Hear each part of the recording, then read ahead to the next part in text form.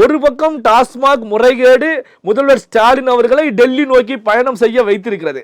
அப்ப டெல்லி பயணத்துல என்ன நடந்தது, யாரை சந்திச்சீங்க, பிரதமர் மோடியோடு என்ன பேசுனீங்க அப்படிங்கிற விமர்சனங்கள் எதிர்க்கட்சிகள் எல்லாமே முன் வச்சுக்கிட்டு இருக்காங்க.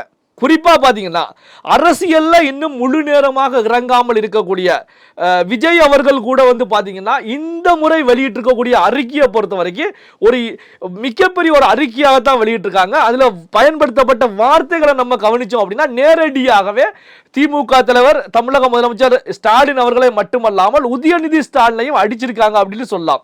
அதாவது நீங்க எந்த கொடியேந்தி டெல்லிக்கு போனீங்க, நெடுஞ்சான் கிடையாக அங்க சரண்டர் ஆகி விட்டீங்க, நிதியை பெறுவதற்காக நீங்க செல்லல, நிதியை காப்பாற்றுவதற்காக உங்கள் குடும்ப உறுப்பினர் நிதியை காப்பாற்றுவதற்காக சென்றீங்க அப்படின்னு சொல்லி ஒரு காரசாரமான ஒரு அறிக்கையாக விஜய் அவர்களுடைய அறிக்கையை பார்க்க வேண்டியிருக்கு.